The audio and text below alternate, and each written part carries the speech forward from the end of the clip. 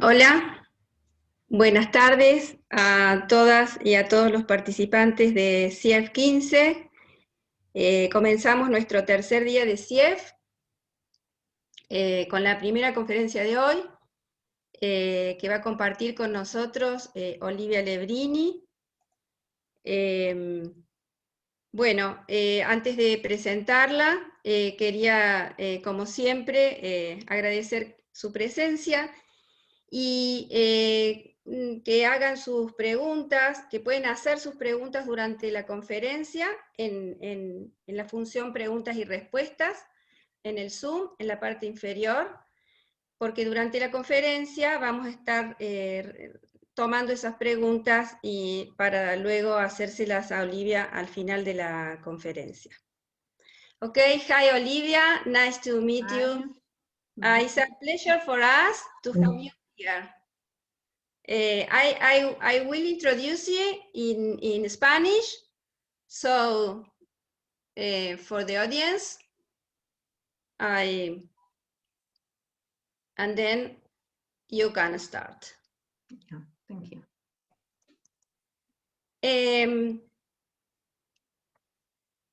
Bueno, Olivia Levrini es profesora asociada en Educación en Física e Historia de la Física en el Departamento de Física y Astronomía de la Universidad de Bolonia, Italia. Su investigación actual está dirigida hacia la interdisciplinariedad en educación en ciencia, tecnología, ingeniería y matemática, lo que denominamos STEM, reconstrucción educativa de tópicos avanzados de física, como relatividad, física cuántica, cognición y cambio conceptual, identidad y procesos de apropiación, diseños instruccionales también sobre tópicos orientados hacia el futuro, como cambio climático, inteligencia artificial y computación cuántica. Actualmente coordina el proyecto europeo Erasmus, denominado IC, que significa Educación Inclusiva STEM, para mejorar la capacidad de aspirar e imaginar carreras futuras. También el proyecto europeo Erasmus, denominado Identities, que significa integrar disciplinas para elaborar nuevos abordajes de enseñanza para los desafíos de la educación STEM, y el proyecto Fedora del 2020, que significa educación en ciencias orientada al futuro para promover responsabilidad e involucramiento en la sociedad de la aceleración y la incerteza. Olivia fue el año pasado presidente de la conferencia ESERA, una de las reuniones europeas internacionales más importantes sobre educación en ciencias, y ahora nos va a brindar su conferencia, va a compartir con nosotros la conferencia titulada Rethinking Physics Education for the Society of the Acceleration and Uncertainty, o en español, Repensando la educación en física para la sociedad de la aceleración y de la incerteza. Okay, Olivia, wherever you want, the screen is yours. Okay, thank you very much for the presentation. Thank you very much for inviting me in this very nice, very wonderful, and very well organized conference. Of course, I wish to be there, but anyway, this is life. So I will try to share my screen. Let's see.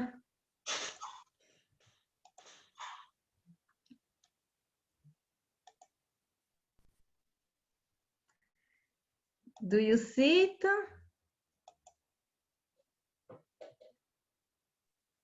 Yes. Do you see it? Yes. So See. yes, okay. So so thank you again for giving me this opportunity to share with you some reflections that we are developing here in Bologna within the research group in physics education, and not only. So this just to start the study, the research group is made by postdoc students and PhD students, but also secondary school teachers who play a very important role, as I would like to describe also in my talk. These reflections have been carried out also, as Laura said, within a project called IC, with some foreign colleagues from the University of Helsinki and from some association in Ireland, in Dublin, so, and in Iceland. So this I would like to start to share our reflection just by describing the origin of this problem that we are now addressing. In working with some teachers, secondary school teachers, one of them some years ago, about 5 years ago, noticed an interesting, a very worrying, actually, a very worrying, may I close this? I don't know. Anyway, a teacher, I was saying, a teacher was observing a very worrying phenomena in her physics classes.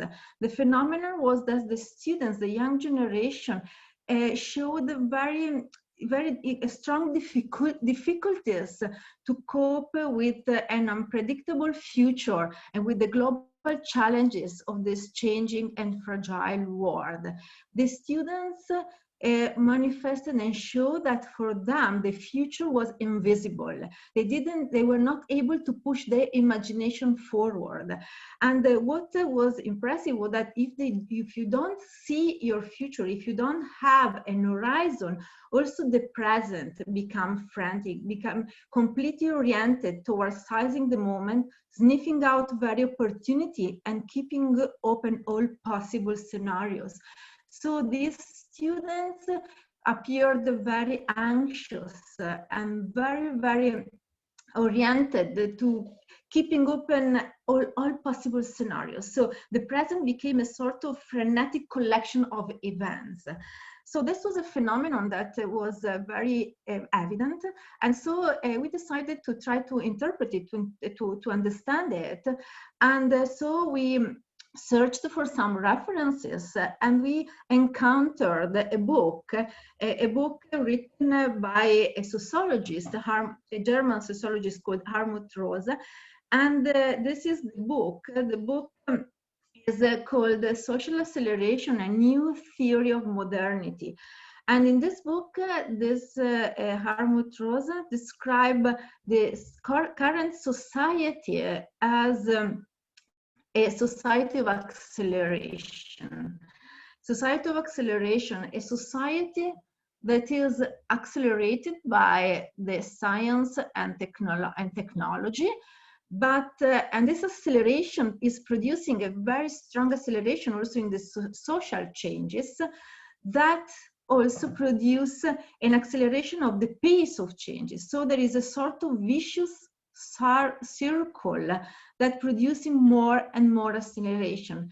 And as a result, the sociologist told that we are experiencing a very particular state of mind, a very particular psychological state that they called the future shock.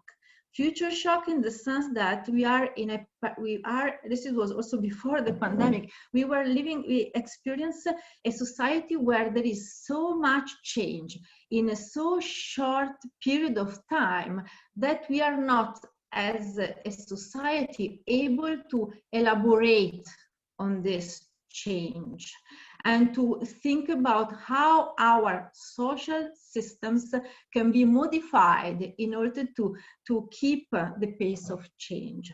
So this is called future shock, and this was a sort of word that we used also to describe what our teacher was perceiving in her classes. Indeed, this was an interesting lens for us to see that indeed our young students are living in this societal acceleration and uncertainty.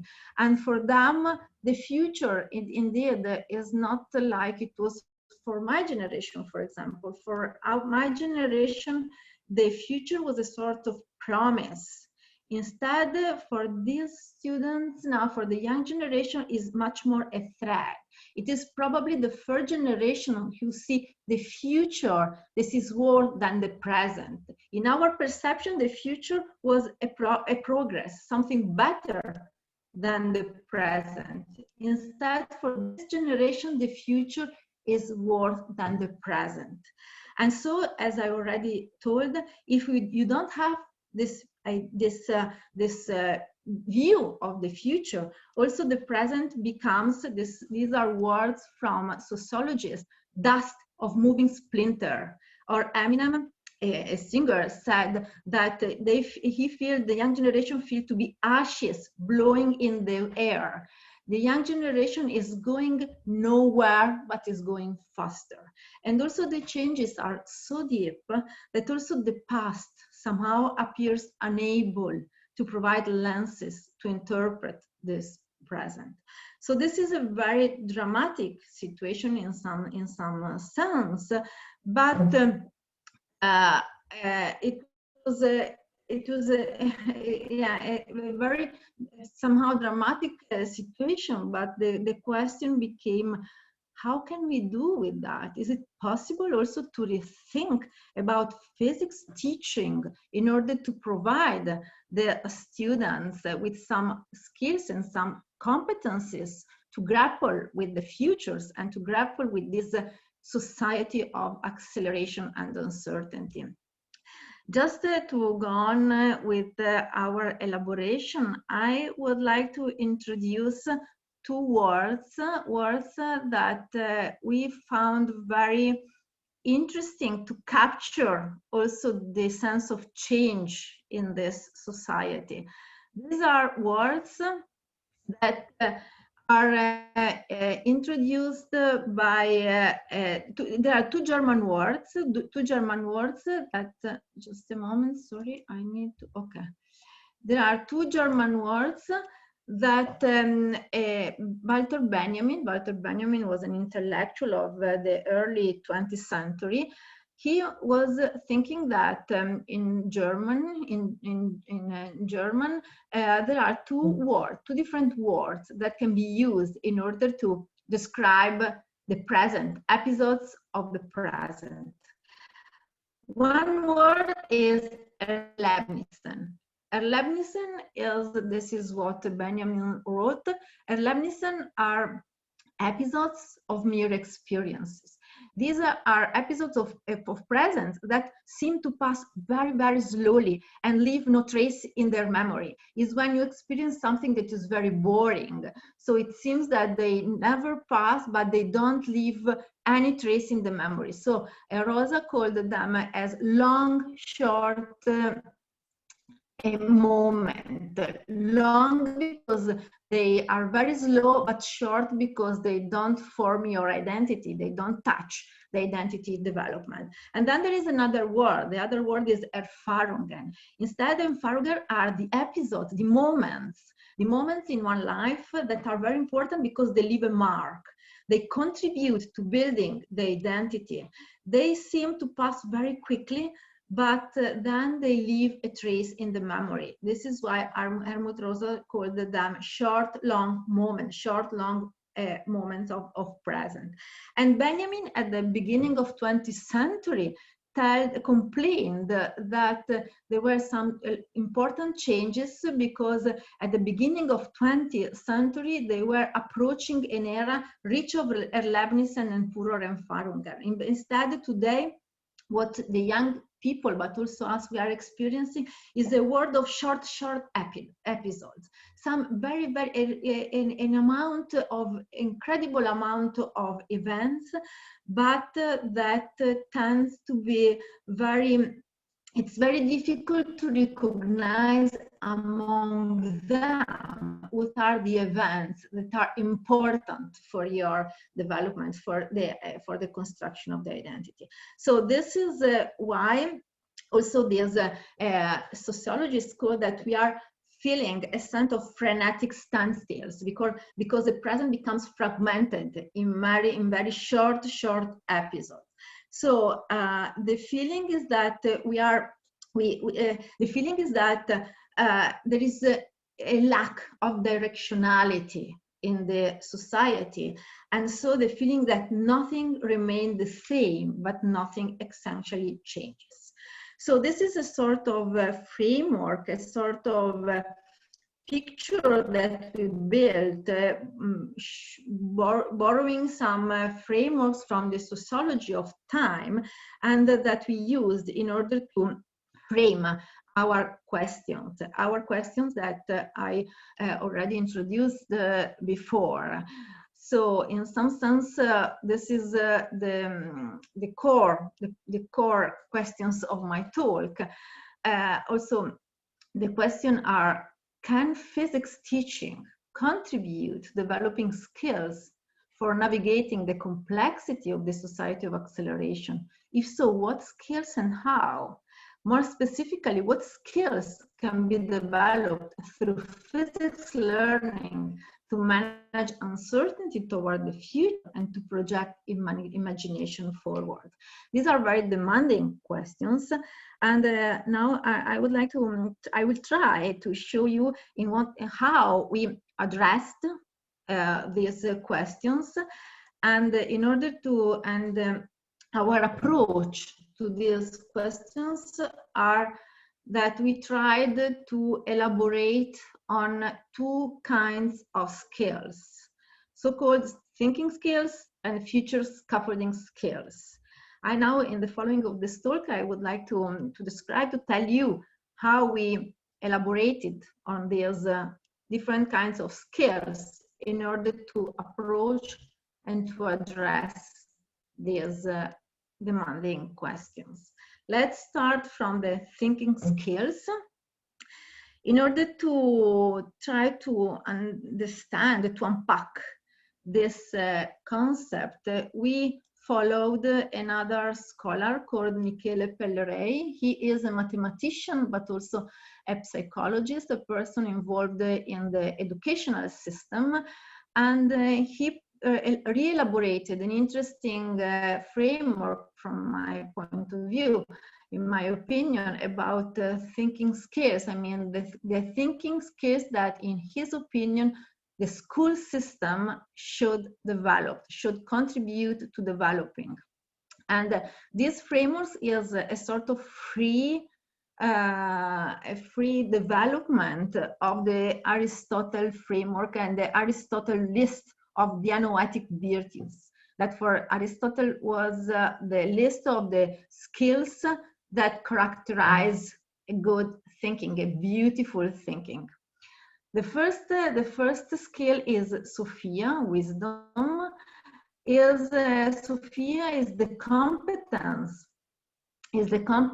in researching and giving personal and existential sense and perspective to one learning. So you have knowledge, and the Sophia is the competence that turn this knowledge into something that makes sense to you.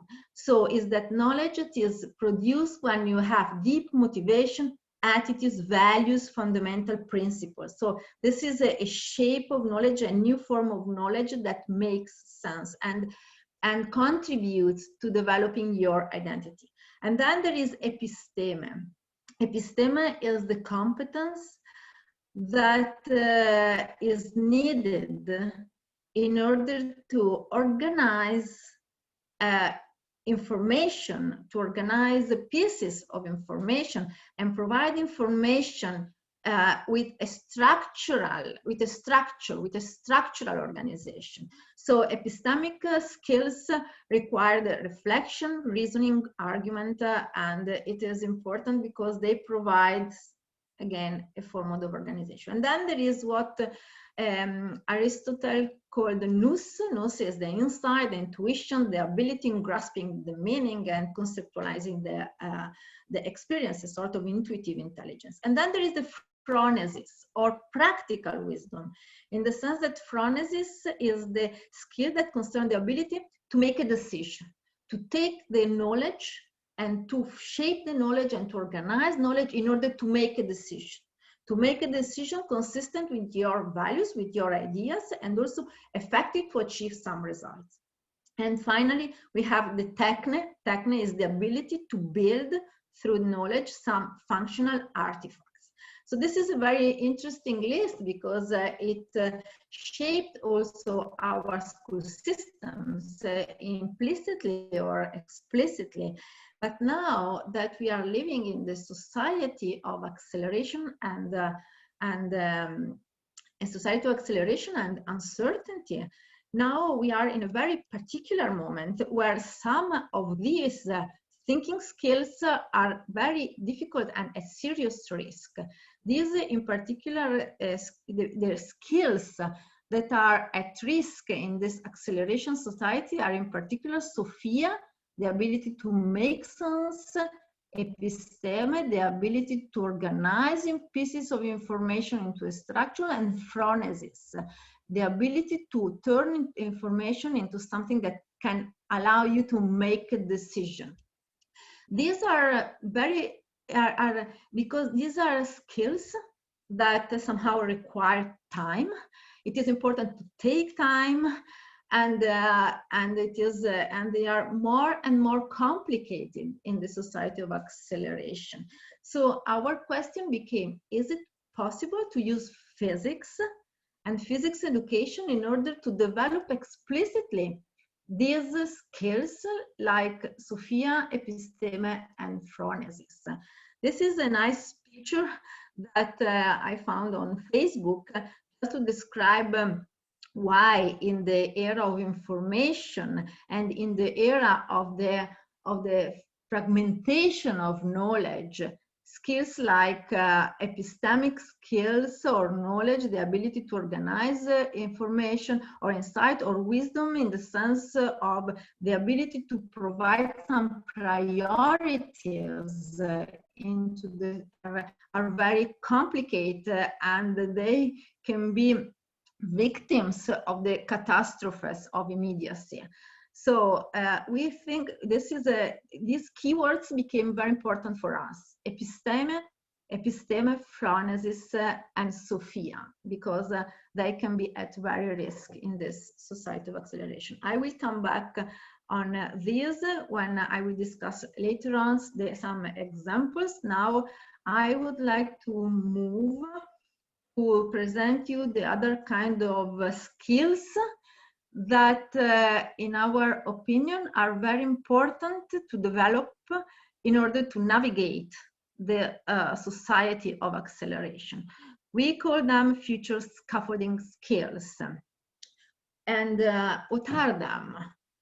And what are them? What are these skills that to build a scaffolding to push the imagination forward, just to go beyond the present, just to take the risk to anticipate and to foresight and to see your future. How can we teach them? Is it possible to form them, and is it possible to form them through physics? In order to answer again to this question, I'm trying to show our reasoning that was a process of making our big questions more and more focused in order to be addressable through physics teaching. So in order to re-elaborate on them, we started, okay, but what is the relationship between physics and the future? And how future can be taught? These were some questions. And indeed, it is very easy. It is very easy to argue, and it is very easy to show that the and to think that physics has future just inside, that future is intrinsic to science, and it is intrinsic to physics, because physics and science has been historically built also to manage emotionally, but also rationally, the fear of the unknown, the fear of the mystery of nature. So in some sense, science and physics built predictive models, built models in order to foresee what one could expect. So the future in this sense is absorbed and integrated into at the very essence of the epistemological structure of science. And it appears in the models of prediction, foresight, and causal explanation that have been gradually elaborated by science and physics. If we think about, this is a kind of reasoning that we developed with the teachers, if we think about our syllabus, our physics program, we dedicate a lot of time to Newtonian physics. Newtonian physics is a masterpiece, and as every masterpiece can be interpreted in very different ways. And within it, you can find a lot of knowledge and a lot of information. And Newtonian physics can be also explored and also teach, because in Newtonian physics, it is contained a very special model of future prediction, the deterministic and linear model of causality. This is the Newtonian physics provides all the mathematical models, the language, and also the epistemological scaffolding to build this image of the relation between past, present, and future that strongly influenced all the culture within in the 17th, 18th, and 19th centuries. The idea that if you know the present, so you can foresee, you can predict also with certainty your future. The important thing is to know the present, because physics provides you the laws to foresee and to predict how the system will evolve in the future. This relation between past, present, and future really is at the basis of our culture until the 20th century, I would say. But physics is not only the source of this deterministic picture of future, because during the 20th century, physics also developed other models for prediction. They, for example, probabilistic models that are within quantum physics. Probability in the 20th century became the new protagonist, a really revolutionary aspect within the 20th century physics. So quantum physics, but also the science of complex systems. This is science of complex system. Usually it is not part of our curricula, but this is a pity, because science of complex system is really a source of incredibly powerful words, models, and knowledge to think about the futures, plural, in different ways. Because the science of complex system, for example, introduced the vocabulary of uncertainty, space of possibilities, the language from the necessity to possibilities, the language from the deterministic to the probabilistic evolution. So here there is a strong change in our perception of what science can tell about the future. Also during the pandemic, we really touched the role of mathematical models in complex systems, where there is not, where the future of the evolution of a pandemic is not something certain, but the models provide future possible scenarios.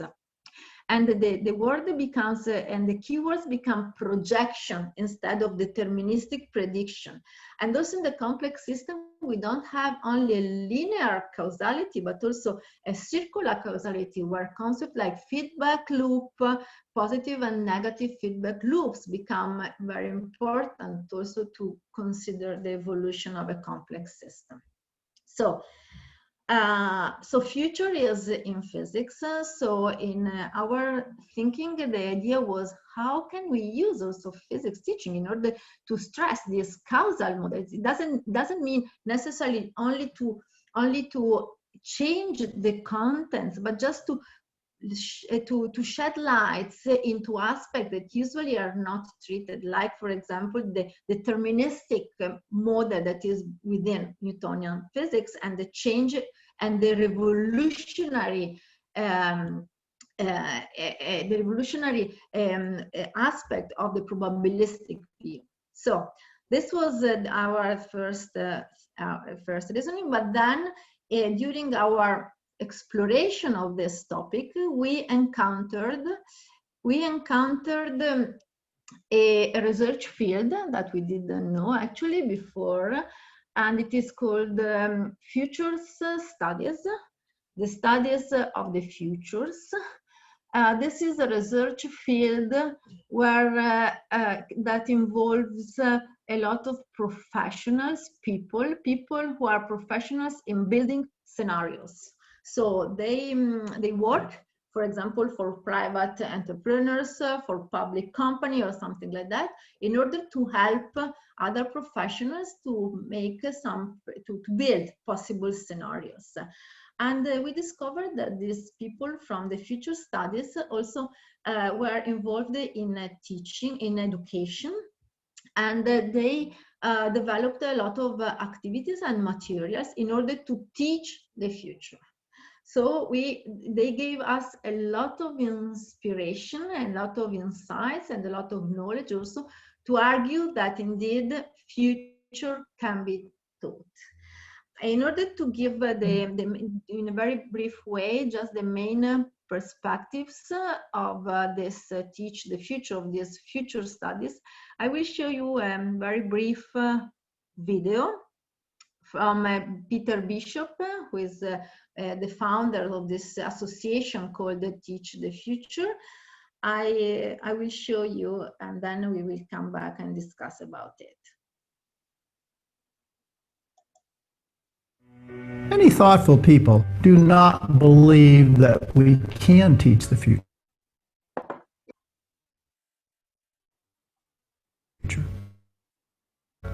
It hasn't happened yet, they say. It doesn't exist, and it's impossible to predict what will happen. All of that's true.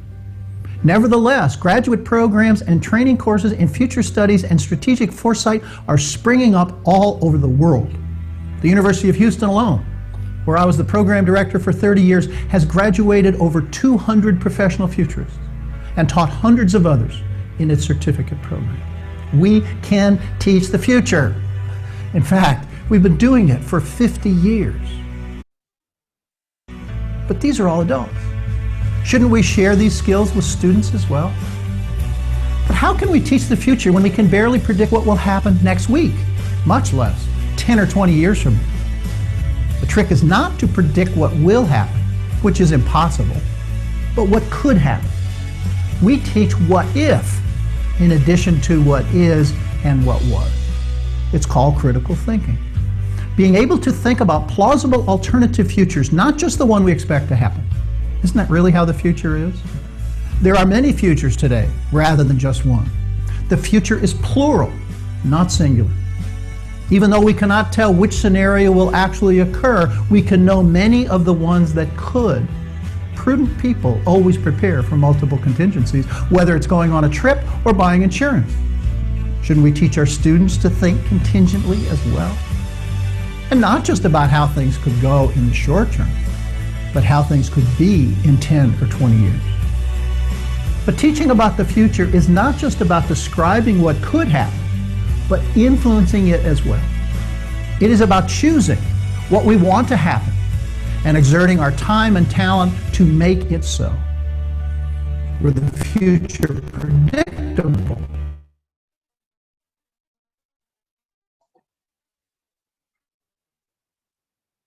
the outcomes would already be decided, and it would be futile to try and influence them.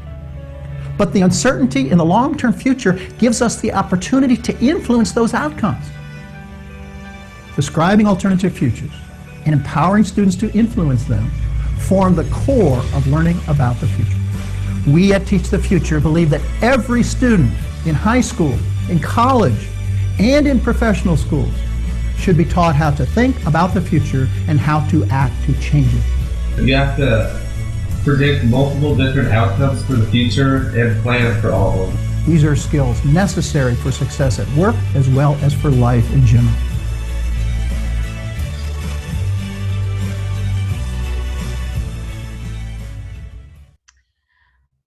So these are the main ideas. That Teach the Future does not mean to teach to predict what will happen, but to anticipate what could happen. So this is the idea of possibilities, the possibilities. So to teach what if in addition to what is and what was, and also to imagine a possible alternative, many possible plausible, desirable future in the sense of scenario, also to be prepared to address multiple contingencies and think to grapple with contingencies, but also to think about how you can influence it. Describing alternative futures and empowering students to influence them. This is a sort of short message, but is very deep in our opinion. What we learned from these future studies are, I would like to tell you the two core ideas that were, in our opinion, particularly powerful. The first one is, as Peter Bishop said, just to think that future are plurals. From the present, you can have different possible scenarios. This is called the Voros cone, that is rather popular within future studies. So we have probable futures that are just the continuation, the development of trends that we are already observing in the present, but then there are also possible and plausible other scenarios that can emerge if something happens. For the students, it is also very important to think that among the possible future, there is the desirable one. The future that you can imagine when you project values and when you project your desires.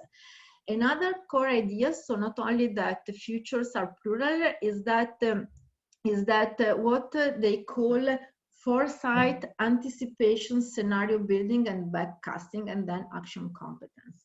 This is very important because usually this was our habit. We think that future is a sort of consequence of the present.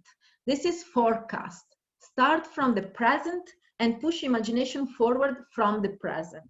Instead, within the future study, they elaborated the concept of foresight or anticipation. This means that you don't have to think about the present. Just put the imagination forward. Just imagine, anticipate what you wish to have in your future. Just to imagine, use your imagination to put your imagination in the future, and then go back to the present through a backcasting activities. So they invite to invert the sense of time, not from the present to the future, but from the future backcasting to the present, in order to think about the present in terms of action competence, of the action that you can do in the present in order to influence and to create your desirable futures. So this foresight, anticipation, backcasting, and action competence was particularly useful for us. So these are the theoretical, somehow the theoretical knowledge that we learned from physics and for the future study, and that we put into this project that called IC, Inclusive STEM Education, to enhance the capacity to aspire and imagine future career.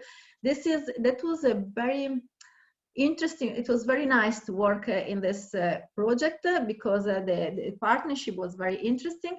And this is a project that actually finished last year. This means that on the website, on the website, if you Google IC project, you can find this website. You can find all the materials we produced, all the outcomes we had. And these outcomes include teaching modules, guidelines for teachers in order to implement this module, examples of activities to teach the future and to exploit the future within science.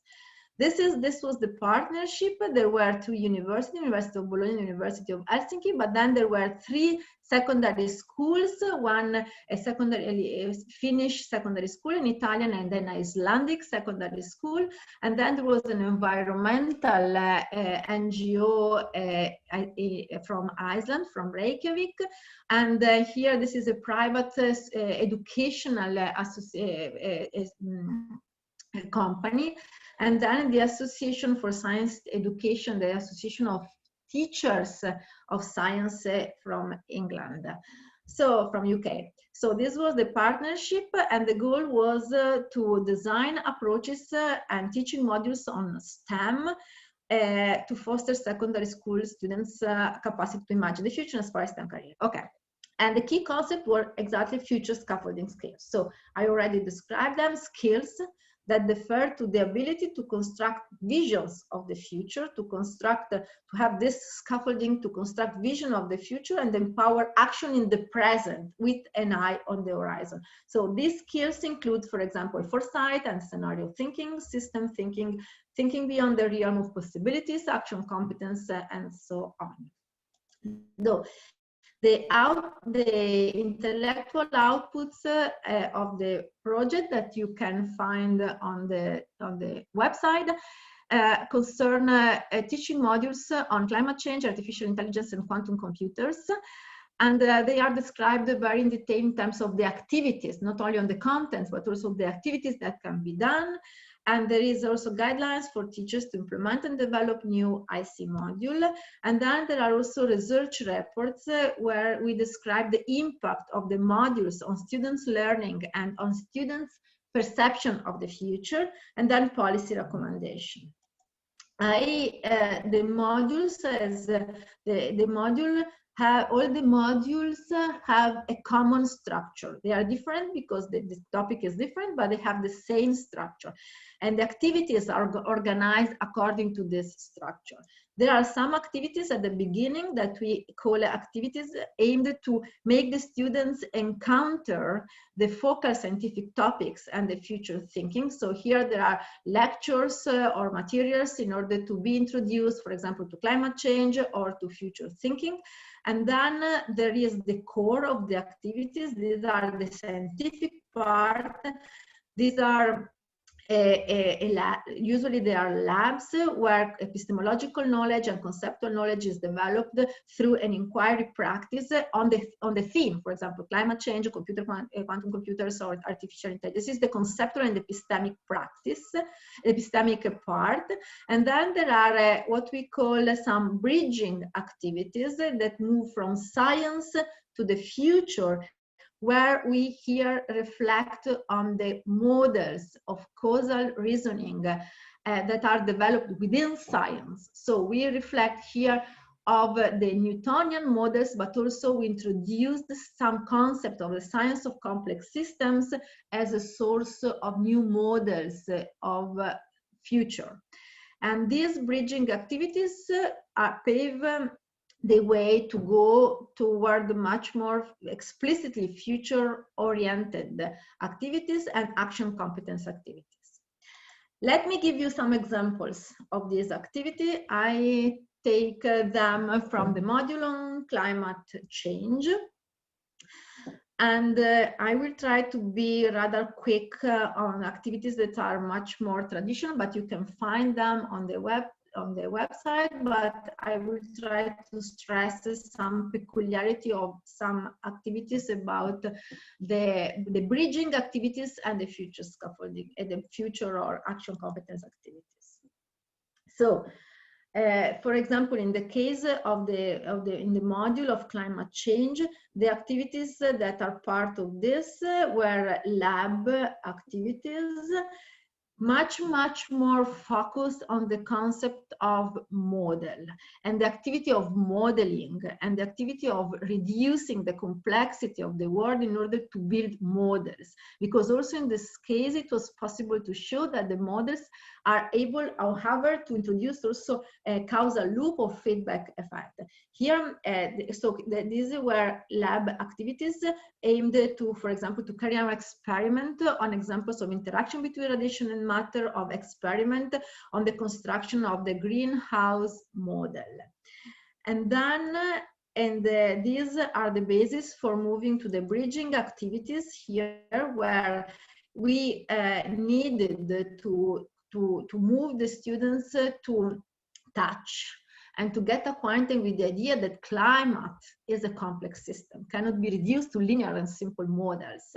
So here it was, we organized some activities and lectures in order to introduce some key concepts of the complex, of the science of complex systems. For example, the concept of nonlinearity and feedback loop, and then the concept of sensitive dependence on initial condition, and also the deterministic cause. And also this was very important, just to reflect on the concept of agents, so the part and the relation with the whole, in the sense of the concept of agents and of emergent properties as a collective behavior that emerge from individual actions of the agents. These activities then moved to another bridging activity that was very transformative for the students. And so I describe it in a little bit more detail. The activity is the analysis of scientific text and the conversion of this text into a causal method, just to read the text in order to recognize the causal structure. This was, I will anticipate this. This is an activity that was aimed to develop what we call the episteme skills to select information and create a structure and create connection and create causal connections. So we took a text. This is an elaboration of a text. This is taken from it's an elaboration that we did, starting from a report of the IPCC, the Intergovernmental Panel of Climate Change.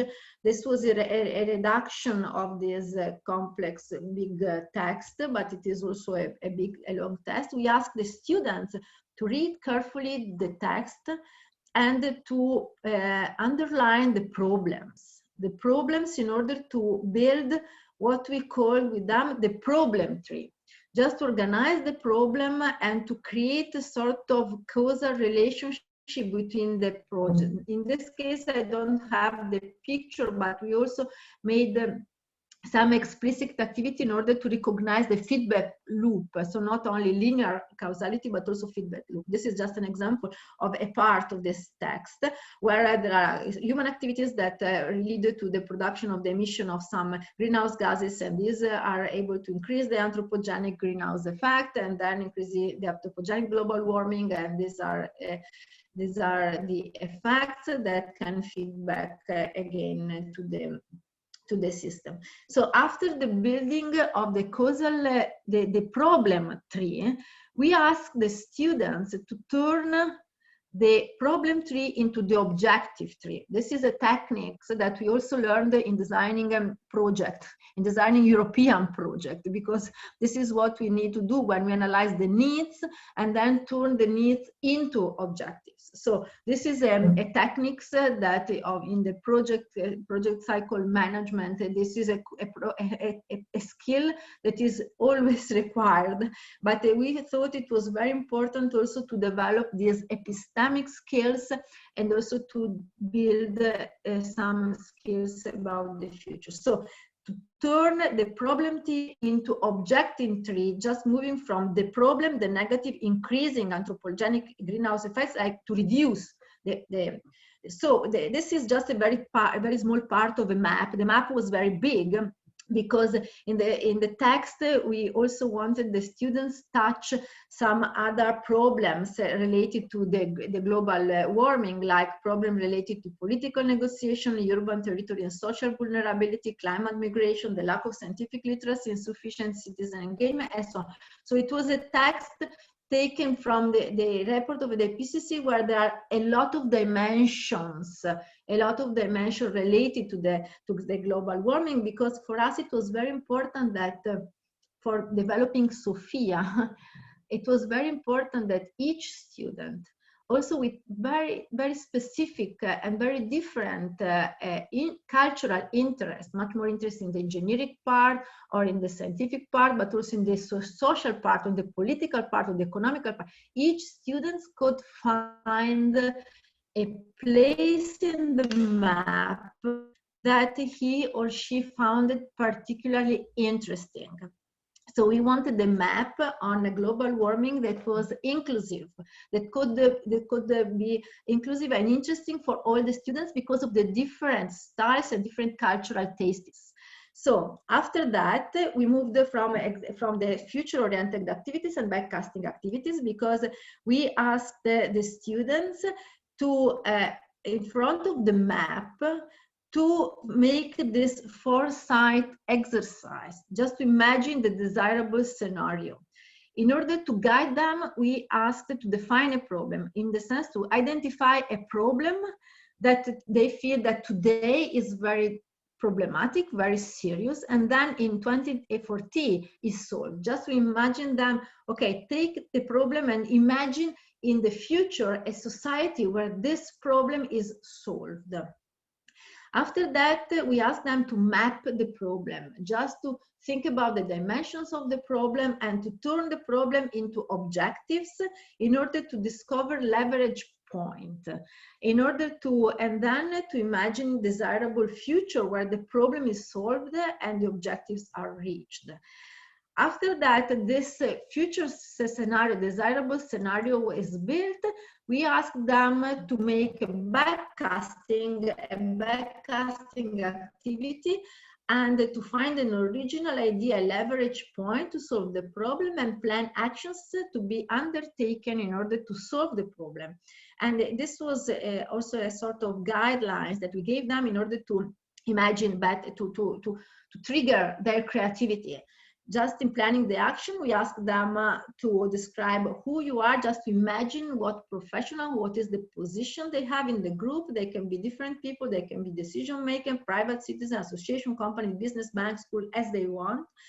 To outline the aim and also to individuate possible, to point out possible and negative, positive and negative stakeholders. I mean, people who have different interests and can hinder or favor the realization of this, to solve this problem, and then also to imagine possible contingencies and to imagine possible negative, unexpected, and then, okay.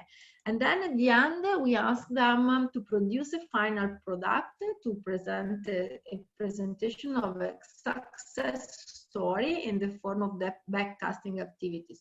We ask them to imagine to be in 2040, and so to talk in the future, that's describing what happened in the last 20 years in order to show how the problem was solved. Yes. Just the problems for the students, Laura, I see. I just, if you want, just, if I don't know, I can give you some very briefly results from the implementation, or I don't know if I have 5 minutes, or otherwise I can also. You have 5 minutes, Olivia. Go Okay. on. So just some results from the implementation. The main results are that the students, indeed, these activities impacted their perception of the future, and also we were able to point out some skills that this kind of activities were able to develop. Let me be very, very quick. I don't want to tell you. This is a description of how methodologically we analyze the data in order to recognize the change of the activities. Before the picture, before the modules, this was the picture of the future that the students had. A third of the students did not see any change. This is also very well-known phenomenon. They are not able to see the change.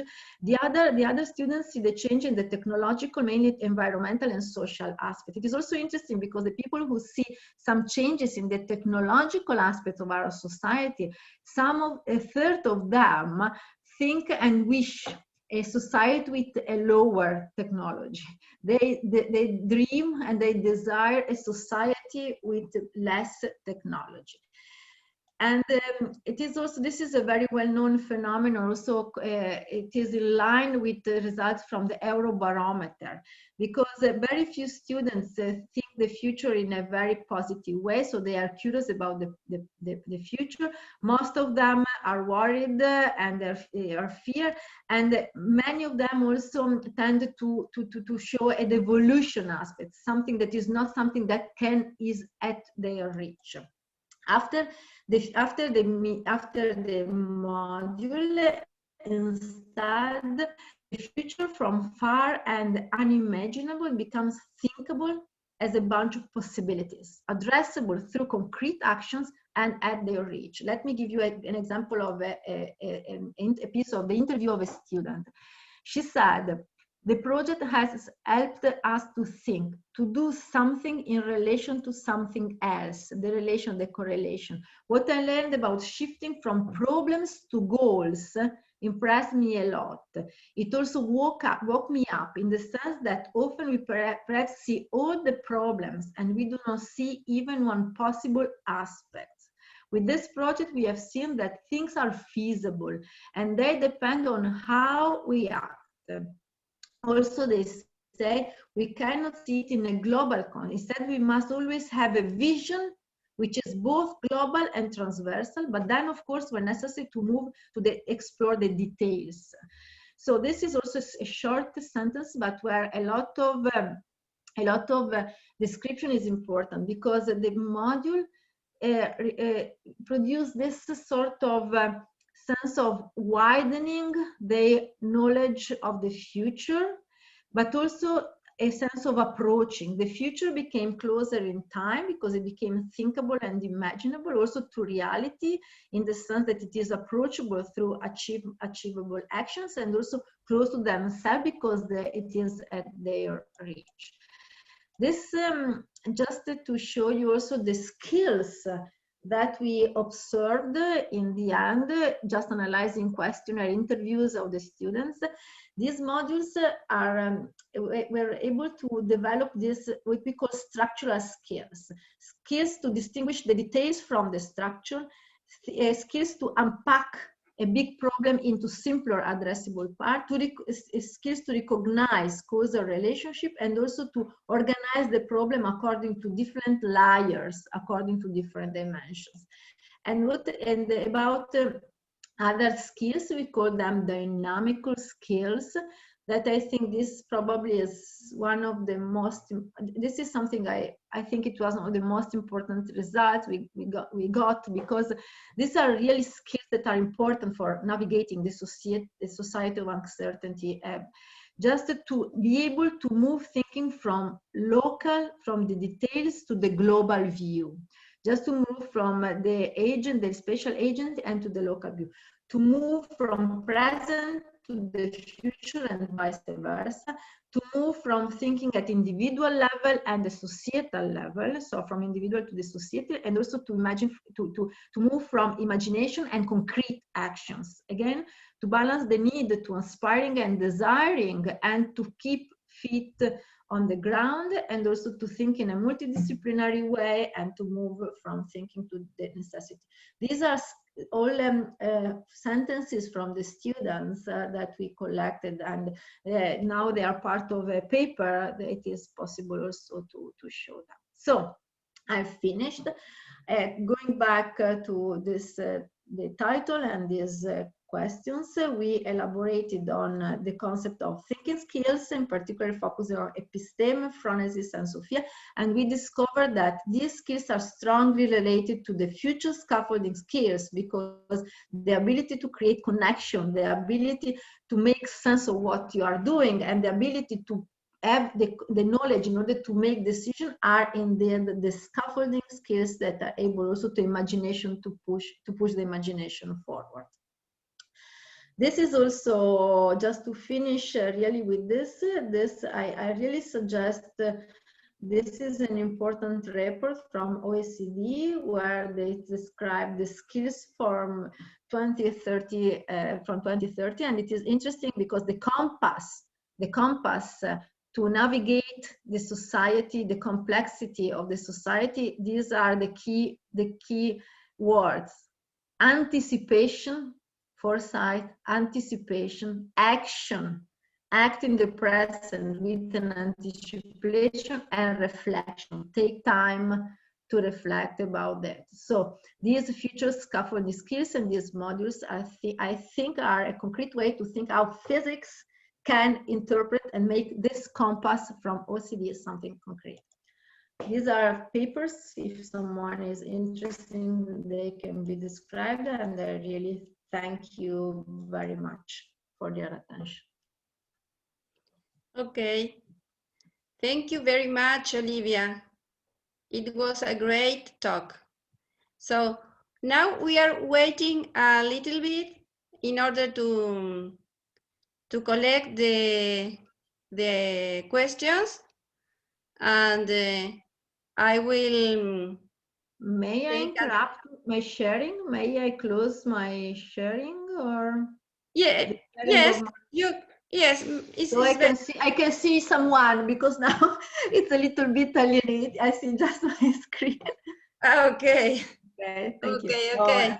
Okay. Okay. Now I see you. Yes. We see. Okay. Now I will take advantage this time to talk with the audience. Bueno, muchas gracias a todos por estar allí. Solamente quería aprovechar este momentito para agradecer la presencia, para agradecer la participación en este SIEF, que se nota no solamente en las sesiones de discusión, sino que también se nota en las conferencias. Hemos tenido muchos participantes, hay muchas preguntas. Lamentablemente tenemos que reducir un poco el número de preguntas. A veces pedimos disculpas por eso, pero el medio nos obliga un poco y el tiempo. Bueno, pero nada más eso, agradecerles a todos que hayan participado de la forma que lo hicieron. Hoy en las conferencias de estos días hemos tenido entre 70, 80 a 140 participantes, así que bueno, estamos muy, muy agradecidos por eso. Bueno, questions. Olivia, I would like to know if the Society Acceleration text is about epistemology or has another orientation. Me gustaría saber si la Sociedad de la Aceleración, el texto, es sobre epistemología o si tiene otra orientación. It is a sociological text. It comes from the what they call sociology of time.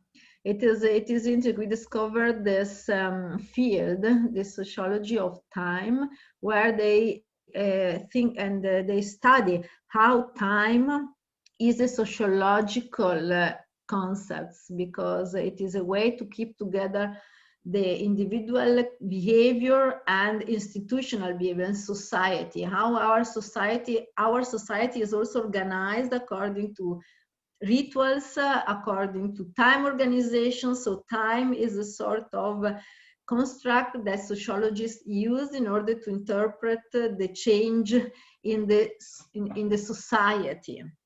So this was yeah. So it comes not from specifically from epistemology or philosophy, but explicitly from sociology. Okay. But they are philosophers, I think, also at the beginning. Okay. Another question from Irene. You said that the future can be taught. Do you consider that teaching epistemological aspects, nature of science, for example, is more important than focus on context? What do you think about discussing the current role of the computational simulations in this fast and uncertain world in high school? Oh, okay. Yeah, this is very I think it is very interesting. This is our position. This is our epistemological position. We really would like to explore the contents in science. We think that the contents, the scientific contents, are sources of thinking and sources of. So I would not say that epistemological aspects are more important than the contents, because the epistemological aspects are part of the contents and we make sense of them because of the contents. So I think it is very important, for example, to analyze the Newtonian's law in order to show in what sense there is, for example, there a model of causality, but just working on the contents. So this is our position. And I think that computational simulation, this is the object of a PhD student of mine. Now we are indeed within another project, but is a follow-up of IC. The computational simulation indeed are wonderful tools, because they embed a lot of epistemological knowledge about, for example, what is the distinction between a model, a mathematical model, a computational model, an experiment. And also it is possible, they have inside indeed a revolutionary, they are inside the revolution within science, because now they are able to explore scenarios.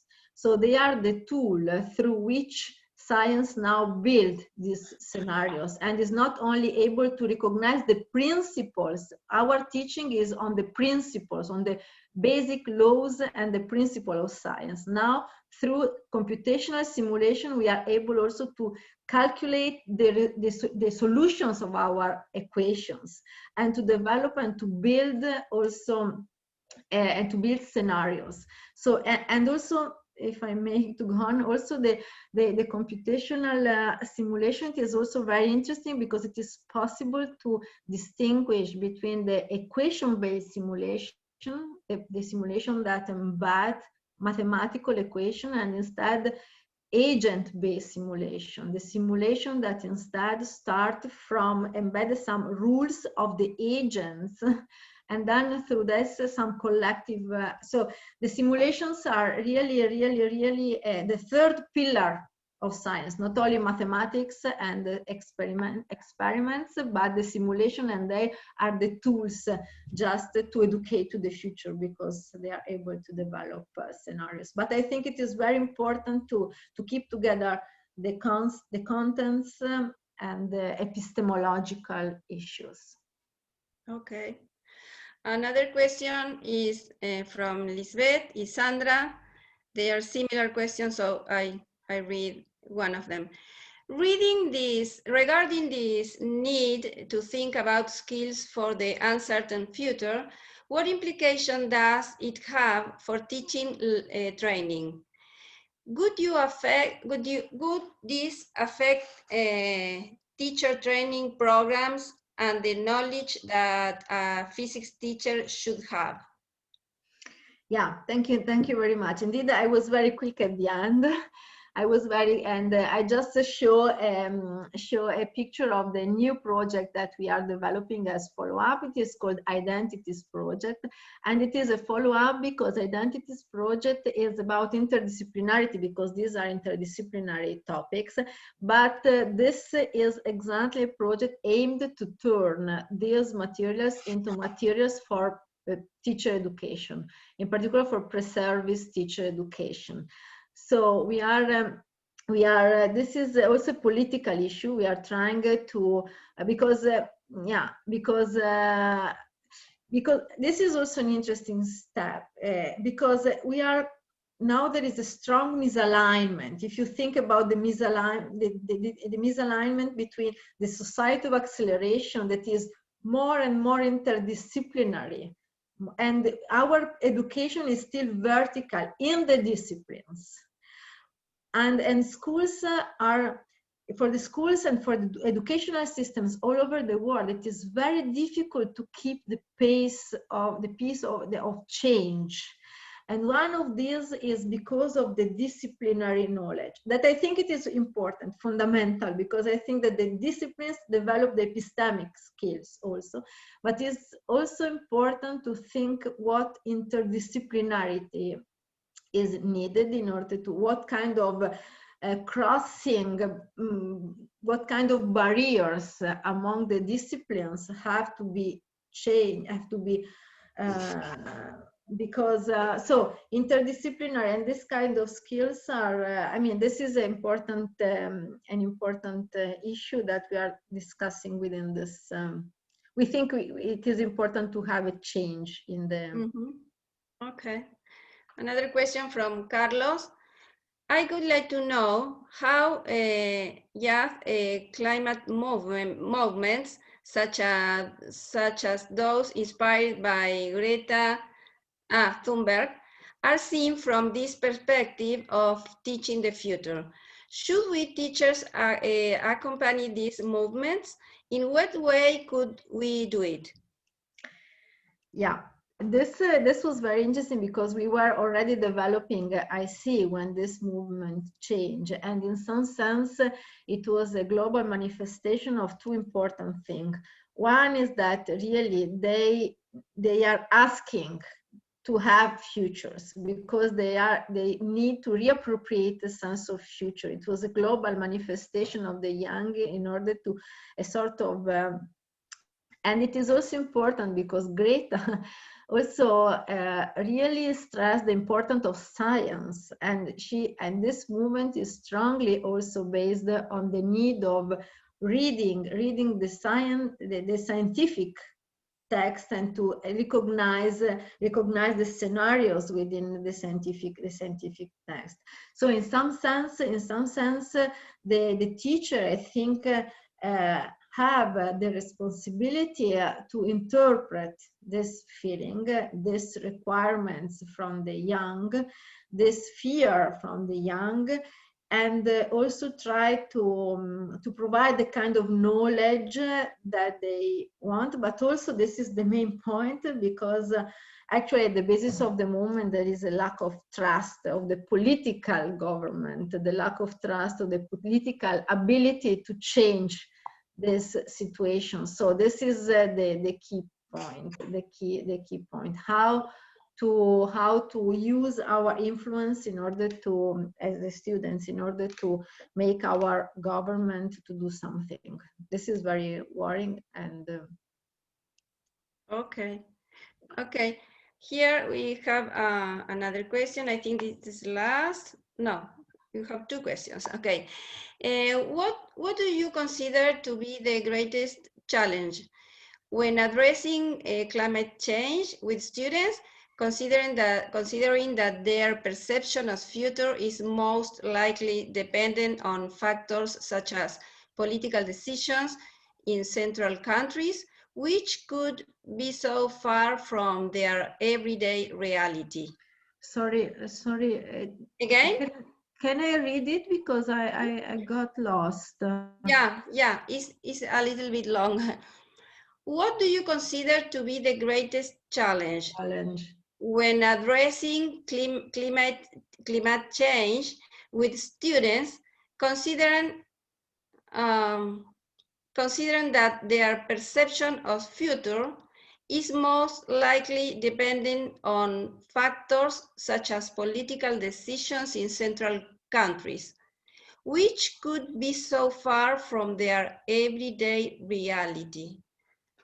I don't know, it's a little bit confused. I'm not sure. I'm not Yeah, sure. we'll read the next one. Then, okay. Do you think that? Yeah. Yeah, I'm not sure I completely, but I mean, probably it's related to what we were telling before, because the problem of the young students now is not for climate change per se, but the lack of trust in the government and the political willingness of changing the issue. But also, so this is something that, of course, we as a society, as an institution, have to address. But I'm very worried. This is another thing that I'm very worried. We made also an investigation, interviews during the lockdown in Italy, and also during the pandemic, where it was, we realized that we interviewed some students in order to understand how they were experiencing the learning of science and mathematics and physics during the pandemic, if science provided them some suggestion or knowledge in order to interpret what was happening. And the main phenomenon was that they really appreciated physics and mathematics because they are this sort of bubble of eternal knowledge and perfect knowledge. So to do exercises in physics and mathematics are a sort of exercise to get detached from the societal issue. A sort of private, a way to be within your private bubble. And this was it was nice in some sense, but I'm also very worried because for the students, the relationship between being agent of change as individual. I mean, during the lockdown and during the pandemic, you have to have an individual behavior because this can affect the global situation. But it's very difficult for them to recognize the role of the individual within a collectivity, just to become agent of a change in a society. So in some sense, there is this mistrust and this detachment from the government and from the politics. But this is a problematic issue that has to be addressed. But the feeling that they can, I mean, I don't know if I contributed to do some to tell something about this. Okay, the last question, Olivia. Do you think that the simulations of future scenarios consider methodological and ethical uncertainties in relation to our actual knowledge? Do you think that the simulation of future scenarios? I mean, if I think that the simulation of future scenarios that the research is producing, or that they can? I don't know. I don't know what it means. Because also, of course, this was a very interesting issue that we discussed, for example, in the module on artificial intelligence, where the ethical uncertainty became very, very easily an issue, because I mean, the scenarios are also, and the scenarios are built also according to some criterion values, when the problem of the cars, self-moving cars, what does it mean to put some ethical issues within the model? So that was very something that for the students is absolutely important. They really feel the need to have room to discuss in a structural way of these issues, just to discuss among them and to recognize where the epistemic, where the ethical, where the scientific issues enter the models. They are angry, really hungry of them. Really, they need to have moments to discuss about this. In the model of artificial intelligence, that was one of them. Ok, bueno, hay muchas más preguntas, pero el tiempo ya nos hemos pasado bastante el tiempo. De cualquier manera, la charla de Olivia va a estar en el foro de conferencias y podemos seguir charlando con ella a través de ese foro. Goodbye, Olivia. It was a pleasure to have you here. And okay. Thank you again. Maybe see you. Bye. Thank you very much. Bueno, nada, simplemente agradecerles a todos por sus aportes y sus preguntas y nada, saludarlos y nos vemos entonces en la próxima conferencia de las 6 de la tarde. Muchas gracias y hasta pronto.